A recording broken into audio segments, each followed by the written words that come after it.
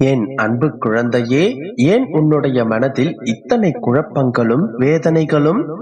தெளிவாய் இரு. எந்த ஒரு சூழ்நிலையிலும் மனதை குழப்பிக் கொள்ளாமல் தெளிவாய் இரு. என் குழந்தையே, உன்னுடைய வாழ்க்கையில் இப்போது உனக்கு எதற்காக இத்தனை பிரச்சனைகளும் சோதனைகளும் இருக்கின்றது? எதற்காக நீ இத்தனை சோதனைகளை தாங்கிக் கொண்டு இருக்க வேண்டும்? எதற்காக உன்னை சுற்றி எதிர்மறையான நிகழ்வுகள் நடக்கின்றன என்பதை பற்றி நீ தெளிவாக புரிந்து கொள்ள வேண்டும். நீ இதை தெளிவாக புரிந்து கொண்டால் மட்டுமே அதற்கான தெளிவான முடிவுகளை உன்னால் எடுக்க முடியும். நான் ஏற்கனவே உன்னிடம் கூறியுள்ளேன், உன்னுடைய வாழ்க்கையில் நடக்கும் ஒவ்வொரு நிகழ்வுகளும் ஏற்கனவே தீர்மானிக்கப்பட்ட விதி என்று. இந்த விதியின் விளையாட்டை நீ சரியாக புரிந்து கொள்ளும் நேரத்தில் உன்னுடைய கவலைகளும் கண்ணீரும் ஒரு முடிவுக்கு வரும். நான் சொல்வதை கவனமாக கேள். நான் சொல்வதை நீ கேட்டு முடிக்கும் நொடி உன்னுடைய பிரச்சனைகளின் முடிவை நீ கண்டுபிடித்து விடுவாய்.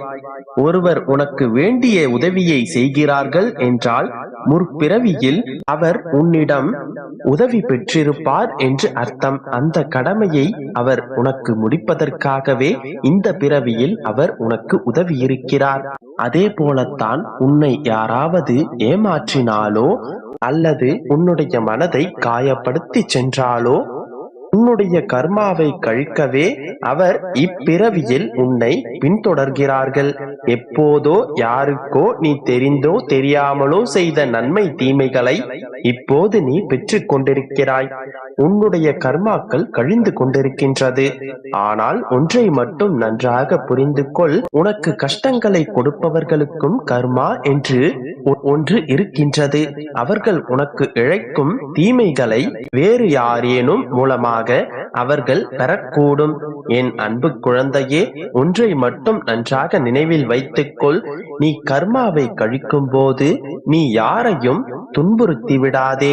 எத்தனை கஷ்டங்களை அனுபவித்தாலும் எல்லாம் சரியாகிவிடும் என்று நினைத்துக்கொள். யாரையும் ஒருபோதும் பழித்து விடாதே. அதன் மூலம் உன்னுடைய கர்மாக்களை நீ நீட்டித்துக் கொள்ளாதே. நீ கஷ்டப்படும் போதும் கண்ணீர் சிந்தும் போதும் உன்னுடைய கர்மாக்கள் கொஞ்சம் கொஞ்சமாக கழிந்து கொண்டே வரும்.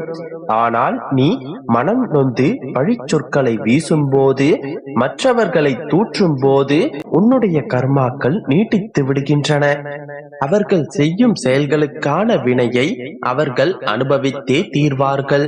கடவுள் கூட மனம் இறங்கி மன்னித்து விடலாம், ஆனால் கர்மா ஒருபோதும் மன்னிக்காது. இப்போதாவது புரிந்து கொள், நீ சிரித்து சந்தித்ததும் பழகியதும் இப்போது அழுது கொண்டிருப்பதும் எல்லாமே விதியின் விளையாட்டு மட்டுமே. உன்னுடைய துன்ப நாட்களும் வாழ்க்கையின் சுழற்சி காலங்கள் தான். இப்போது நீ துன்பத்தை அனுபவித்துக் கொண்டிருந்தால் நிச்சயம் உனக்கான இன்பங்கள் உனக்காக காத்து கொண்டிருக்கும். இப்போது நீ அனுபவிக்கும் கஷ்டங்கள் எல்லாம் நான் உனக்கு கொடுக்கும் சோதனைகள் சோகங்கள் என்றுதானே வருந்திக் கொண்டிருக்கின்றாய்? நிச்சயமாக இல்லை குழந்தையே. எந்த தாயாவது தன்னுடைய பிள்ளையை தண்டிப்பாளா? அப்படி இருக்கும் போது நான் எப்படி உன்னை தண்டிப்பேன், சோதிப்பேன்? நானே உனக்கு தாயும் தந்தையுமாக இருந்து உன்னை நான் பாதுகாப்பேன். விரைவில் உன்னுடைய கர்மாக்களை நீக்கி உனக்கு நிரந்தரமான சந்தோஷத்தை கொடுப்பேன். என்னை நம்பு, நம்பிக்கையோடு இரு, நல்லதே நடக்கும். குழந்தையே, உன்னுடைய வேண்டுதல்கள் அனைத்தும் என்னை வந்து சேர்ந்தது. அதை நிறைவேற்றுவதற்கான வேலையை நான் தொடங்கிவிட்டேன். இனியும் கவலை வேண்டாம் கண்மணி. என்னிடத்தில் அனைத்தையும் ஒப்படைத்த பிறகும் அது நடக்குமோ நடக்காதோ என்று நீ குழம்பிக் கொண்டிருப்பது என் மீது நீ வைத்திருக்கின்ற நம்பிக்கையை குறைக்கின்றது. உனக்கு சொந்தமானது உன்னிடத்திலிருந்து பறிபோய்விடுமோ என்று நீ பயப்படாதே. அது உனக்கு சொந்தமென்றால் அதை நிச்சயமாக உன்னிடத்தில் கொண்டு வந்து சேர்ப்பது என்னுடைய கடமையாகும். உன்னிடத்தில் நீ சரணடைந்த பின்பு உன்னுடைய வாழ்க்கையை நினைத்து நீ பயப்பட வேண்டிய அவசியமில்லை. அனைத்தையும் நான் பார்த்துக் கொள்கிறேன். என் பிள்ளைகளை பாதுகாப்பதும் வழி நடத்துவதும் தான் இந்த தந்தையின் முதல் வேலை. என் குழந்தைகளின் நியாயமான ஆசைகளை நிறைவேற்றி தருவது என்னுடைய பொறுப்பு. உனக்கு என்ன வேண்டும் என்று நீ என்னிடத்தில் கூறிவிட்டாய். இனி நீ அதை பற்றி நினைக்காதே. நீ சற்றும் எதிர்பார்க்காத நேரத்தில் நீ ஆசைப்பட்டு கேட்டது உன்னுடைய கைகளில் இருக்கும். என்னுடைய பிள்ளைக்கு நல்ல கல்வி, நல்ல வேலை, நல்ல தொழில், திருமண வரன், குழந்தை பாக்கியம் என அனைத்து நல்ல காரியங்களையும் நடத்தி நிறைவேற்றி வைப்பது என்னுடைய கடமை. நீ கவலைப்படாதே பிள்ளையே. இதுவரையில் எதுவும் நடக்கவில்லை, இதுவரையும் எதுவும் மாறவில்லை என்று நீ வருத்தப்படுகின்றாய். அதன் பிறகு ஒவ்வொன்றாக அனைத்துமே மாறிவிடும். உன்னுடைய வாழ்க்கை சந்தோஷ கடலாக மாறப்போகின்றது. நம்பிக்கையோடு இரு, நல்லதே நடக்கும். என் அன்பு குழந்தையே, வாழ்க்கையில் ஜெயிக்க வேண்டும் என்றால் முதலில் நம்மை இழிவாக நினைப்பவர்களையும் நம்மிடம் குறை காண்பவர்களையும் உன் வாழ்க்கையிலிருந்து ஒதுக்கிவிட வேண்டும். எந்த கருணையும் காட்ட தேவையில்லை. உனக்கான சோதனை காலம் வரும்போது நீ பயப்படாதே, கலங்காதே. அம்மா தன் பிள்ளைகளை கண்டித்து நடப்பது போல, அப்பா உன்னை கண்டித்து நடப்பதை போல உன் அப்பாவாகிய நானும் நான் நேசிப்பவர்களை கண்டித்து வளர்ப்பேன். இதனை நீ புரிந்து கொண்டு நடக்கும்போது நான் உன்னை என் பொறுப்பில் எடுத்துக் கொள்வேன். என் பிள்ளையான பின்பு நீ எதற்கும் பயப்படாமல் இருப்பாய். எப்பொழுதும் எல்லாவற்றிற்கும் நீ சந்தோஷமாக இரு. நான் உன்னோடே இருப்பதால் நீ அனைத்தையும் ஜெயிக்கப் போகின்றாய். நான் உனக்கு ஜெயம் தருவேன். கஷ்டம் வந்தால் துவண்டு போகாதே. அது உன் பூர்வ ஜென்ம கர்மா.